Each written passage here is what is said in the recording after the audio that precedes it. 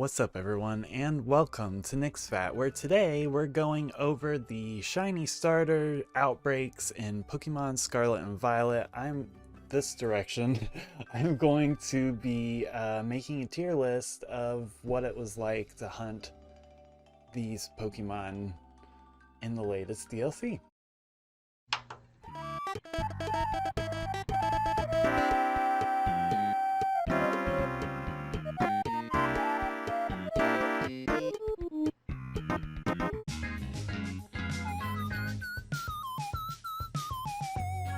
So as you can see over to this direction, I have this opened up on Pokemon Home, and I just wanted to display all of them the way that they look like in shiny form, because when we pull this up in Scarlet and Violet, then the little icons don't look as cool. So here we are back to like a normal view, and we're going to be basing this tier list off of, looks like, a few criteria that I've listed out. Number one, the ease or the frequency of the outbreak.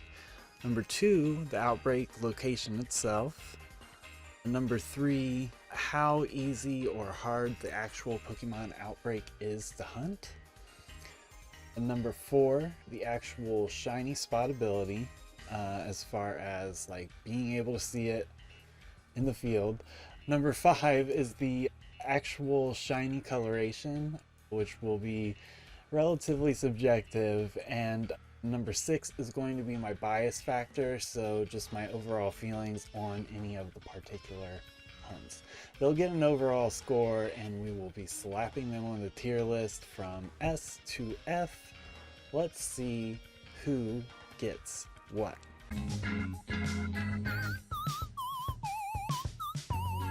Okay, so this is specifically about hunting starters in outbreaks and finding the shinies for them. So this was all done by outbreaks in the field. I didn't use sandwiches until I got really close to the end, in which I had to use sandwiches for a few. So a lot of these are based on just normal resets of outbreaks. Also, note, before we do all of this stuff as well, this is all completely based on my own experience and opinion. None of this is set in stone, so feel free to let me know what your experience was, but by no means is this a 100%, you know, like a 100% like same experience for everyone. I played in Pokemon Violet for the Indigo Disk DLC, and I don't know if Scarlet has any differences. So, okay, back.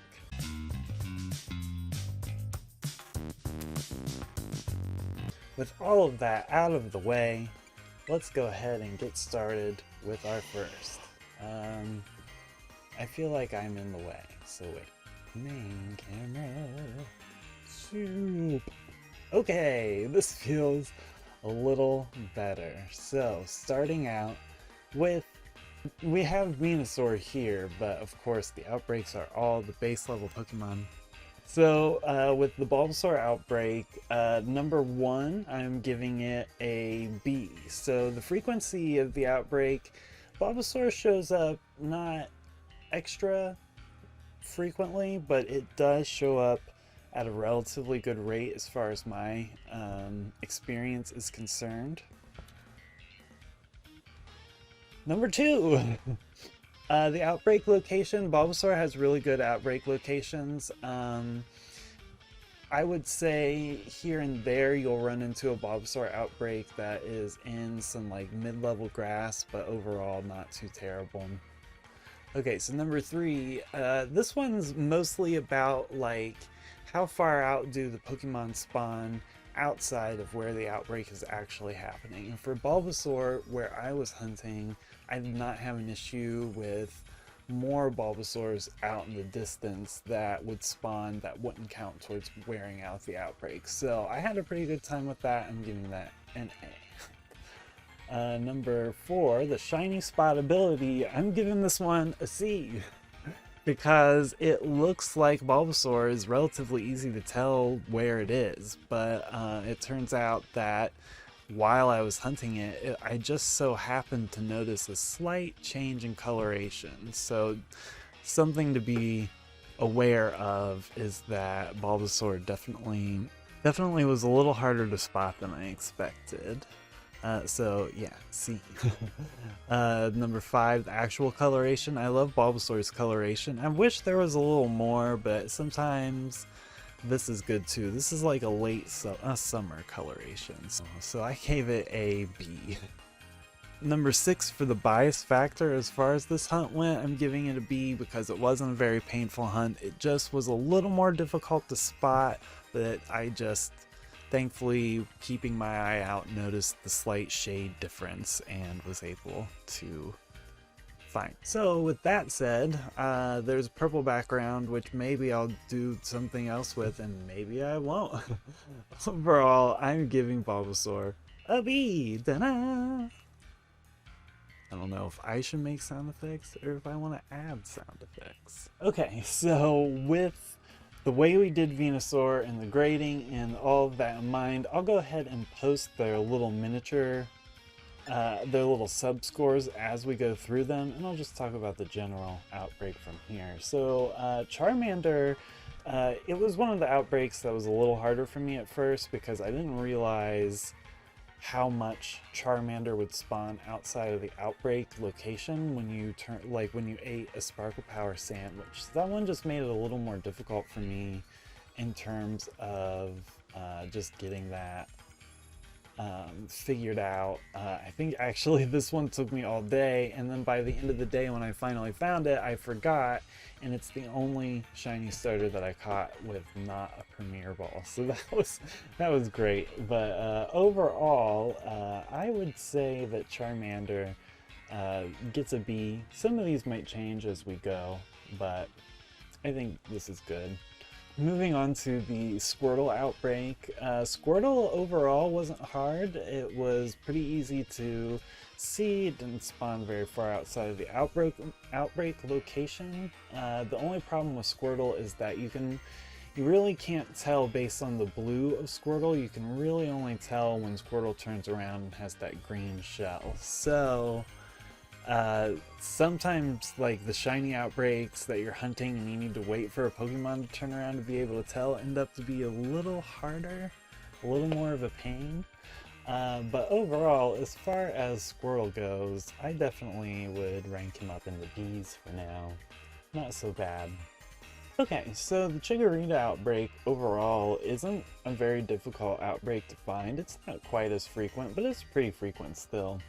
And the outbreak itself, there's like some tall grass in some areas, but overall, like, Chikorita's leaf coloration really gives her away, so that makes it really easy. This is another like late summer shiny coloration, which isn't a bad thing by any means. And as far as the rank goes, I would give Chikorita an A, just because the outbreak wasn't hard to find.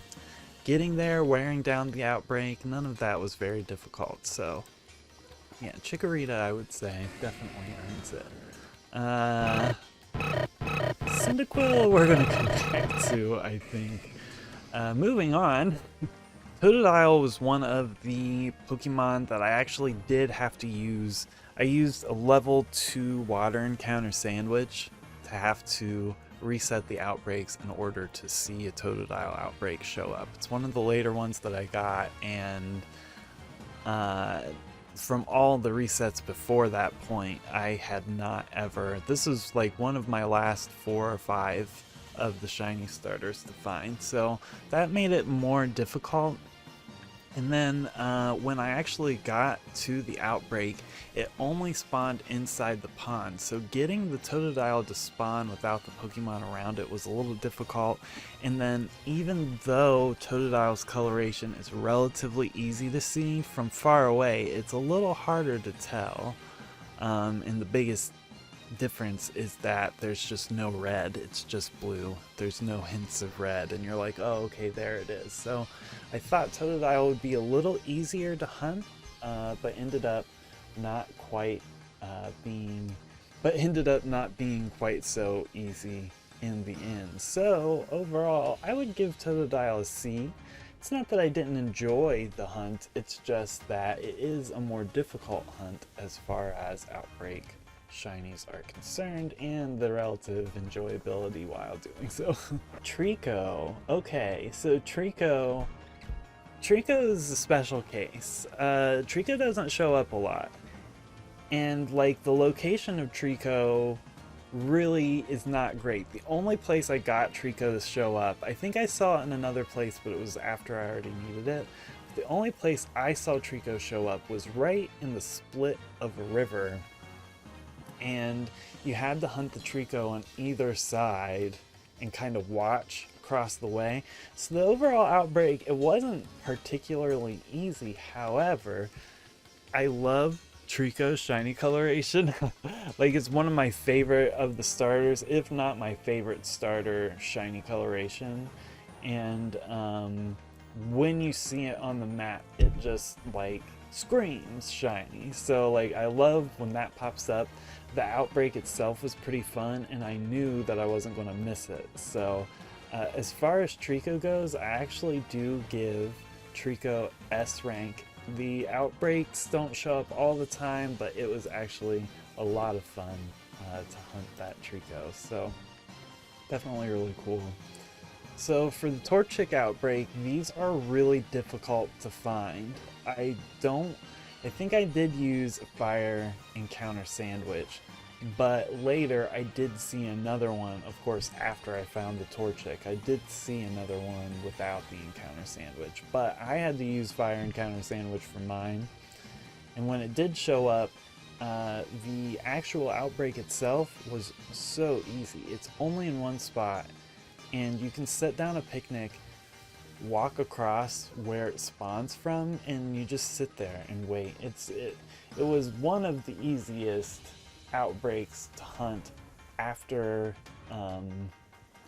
actually getting it to show up. So for those reasons, I would give Torchic an A.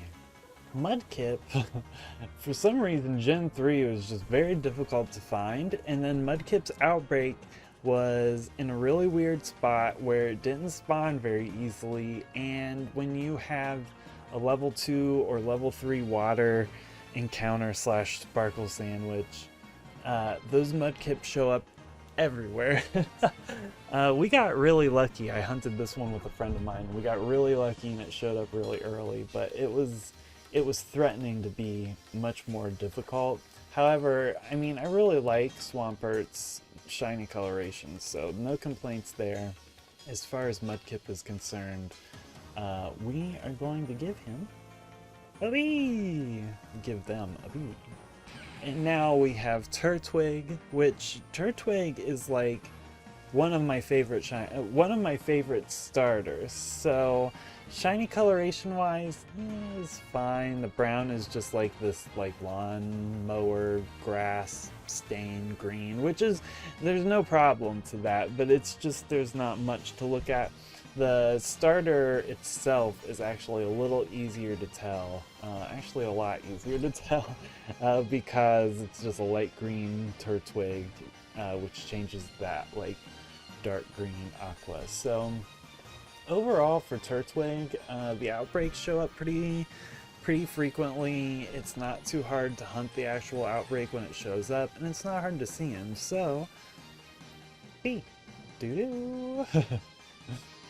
We have Chimchar, which I have a little bit of bias against just because I'm not a huge fan of Infernape.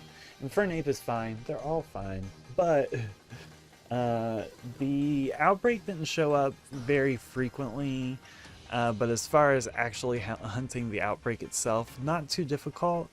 Chimchar, the shiny version, is not overly difficult to spot. It's a little similar, but overall it's much easier to tell, I would say, than Infernape anyway. And it didn't end up being very painful for me to hunt this one, so I did give Chimchar a B. Moving forward, Piplup. Piplup Outbreaks show up relatively frequently. The Outbreak itself, I didn't have much trouble when I went to hunt the Outbreak as far as Piplup spawning outside of the range of the Outbreak. I didn't really run into that very much. The coloration, this is one of those blue Pokemon that become light blue, and then they're in an area of light blue and other blue colors because the polar biome is just a lot of blue. Overall though, Piplup isn't too hard to spot, and I always liked Piplup. That was one of Piplup and Turtwig. Those two, I really enjoyed those starters. B.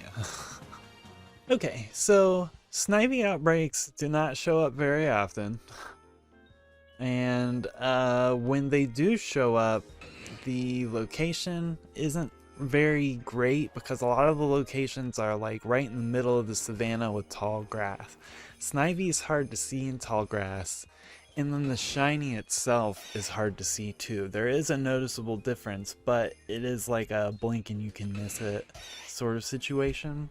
So definitely was not an incredibly easy shiny, but it was a relief when I found it for sure. Snivy gets a C.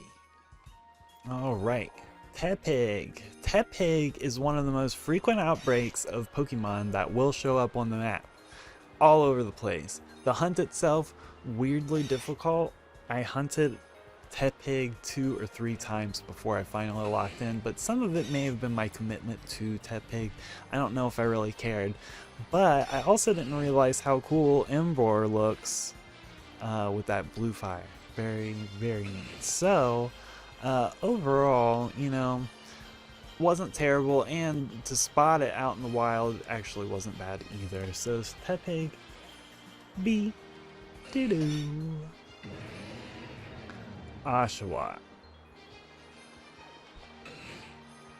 Ashawa.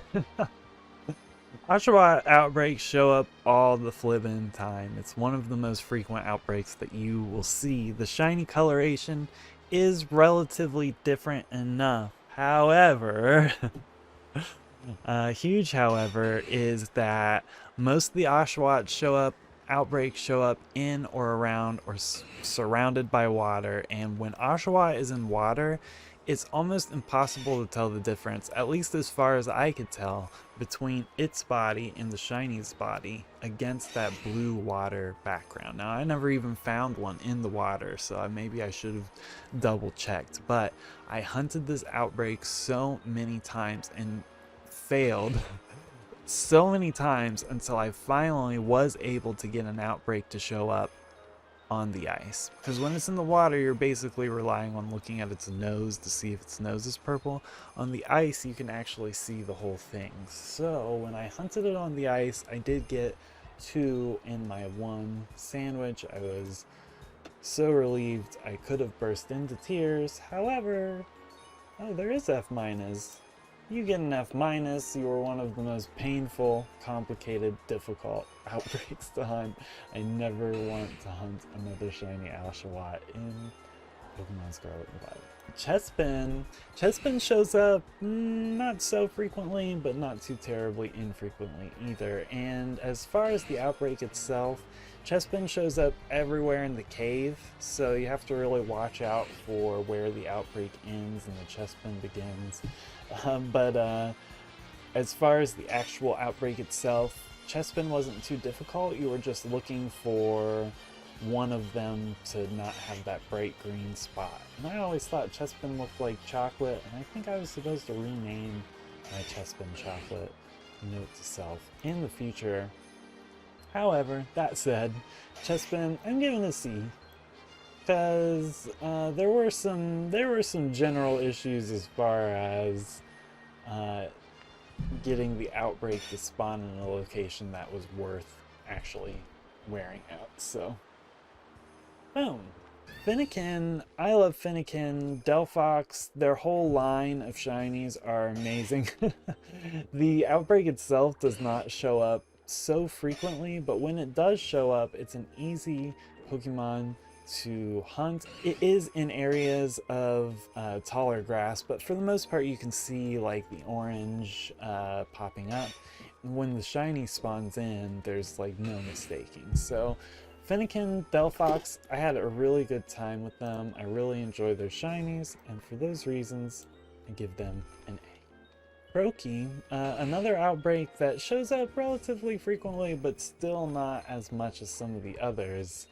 But the outbreak itself wasn't too difficult. It was right next to a plaza, so I was able to use the plaza to despawn the Pokemon, which is always appreciated. And Froakie, the shiny doesn't scream that it's shiny, but if you're looking close enough, it is pretty easy to tell when that lighter Froakie pops up. So I had a pretty good time, and I was relieved as well when I got it. I had traded a one that I hatched to Kevin, so it was nice to get one to replace that. B! Okay, so for Rowlet, Rowlet shows up all the time too. Not necessarily every time, but the next level down from like the top rank of outbreaks showing up. And the outbreak itself is not hard to hunt.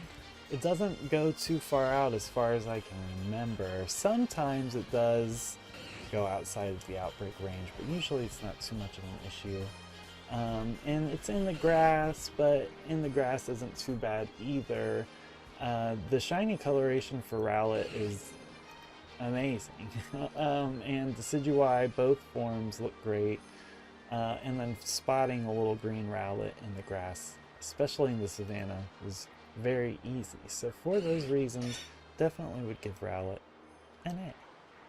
Linton was another one of my troubled starters at the beginning, because that's when I was still trying to figure out where outbreaks ended. It wasn't paying attention, so I was hunting a lot of my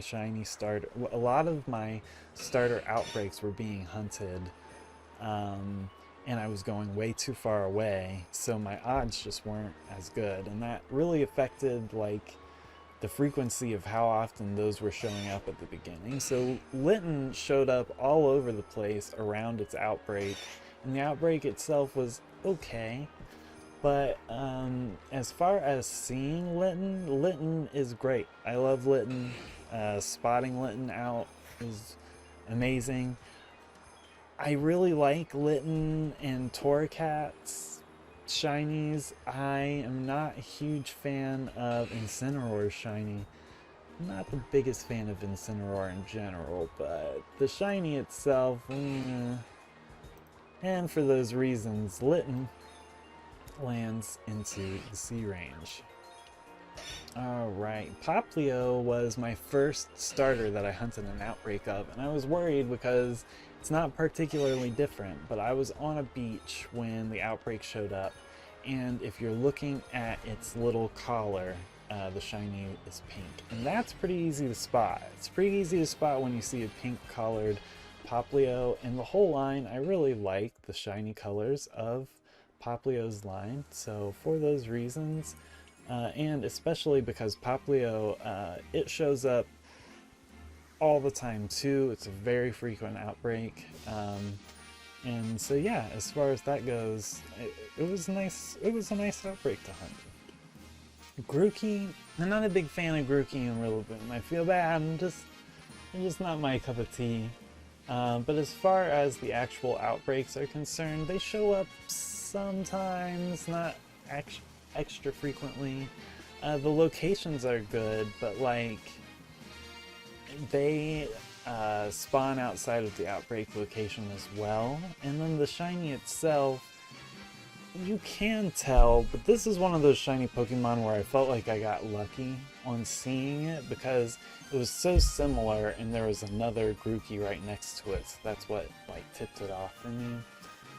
So this one wasn't quite as easy to hunt, and for those reasons, Grookey gets a D. Scorbunny shows up pretty frequently and in these polar biomes, so not a terribly difficult Pokemon to hunt. It was a little less noticeable. I thought it'd be kind of like Charmander, where it isn't super noticeable, but when you're looking you can tell. But Scorbunny, I got lucky and just happened to see it. You can tell when you're looking close or when you're looking at images, but when you're looking in the polar biome, it's actually not quite as different as you would expect it to be. So Scorbunny was a little iffy, and the Outbreak itself was alright. So I give Scorbunny a C. Okay, so Sobble, I had to use a level 2 water power sandwich to get it to spawn. The Outbreak was really hard to hunt. The blue isn't quite as different as you would think, so you're just looking for the pink sail, which isn't terrible, but when you're just looking for one specific thing and a Pokemon needs to be facing a certain direction for you to see it, that just makes the Outbreak a little more difficult. And that being said, I'm sorry to all the Inteleon and Sobble fans, but Inteleon is one of my least favorite shiny Pokemon, maybe in existence, which is surprising because I love blue-pink shiny Pokemon, but just for some reason, the pants, it just doesn't work for me. I don't know. Maybe it's just me. Sorry to smash your love for a starter Pokemon if that's you. But the Outbreak was not particularly easy or nice to hunt, so we're giving you a D. While we're here, the honorable mentions go to the Gen 9 starters. Ta-da! They get an E because I'm going to have to hatch eggs to hunt for them. So that's just how that goes. And last but not least, yeah, let's look at Typhlosion. Here are the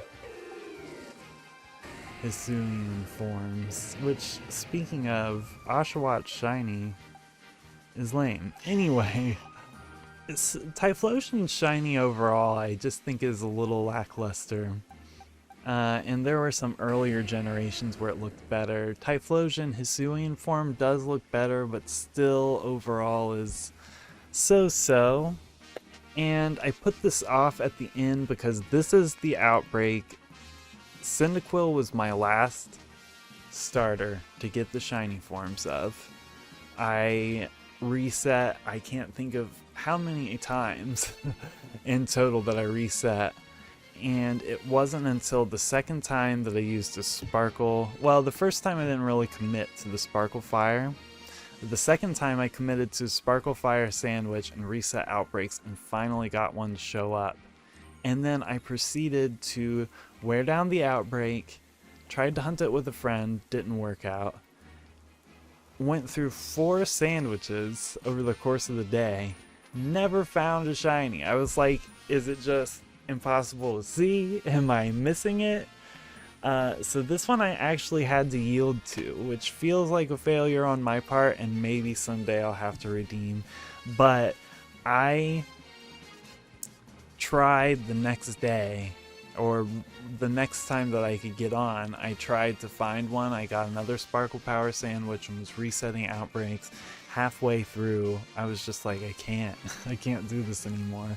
So I buckled, and I did do isolation hunting for Cyndaquil. It was a lot easier, a lot less pain. Maybe it took a little longer than a normal Outbreak would take, but just the way it spawns in and everything, very difficult. But that being said, Cyndaquil's very easy to spot. So some of these shiny Pokemon I would look at and I would be like, am I going to see them? Like, can I even tell? And I just wouldn't know until it showed up. And Cyndaquil was relatively easy to see, so that was nice. And that being said, I love Cyndaquil. These grades are not grades based on the Pokemon themselves or the shiny coloration. It's just based on what it was like to hunt these Outbreaks in Scarlet and Violet. I'm giving Cyndaquil an F. Part of that is a failure on my part, and maybe sometime I will redeem myself.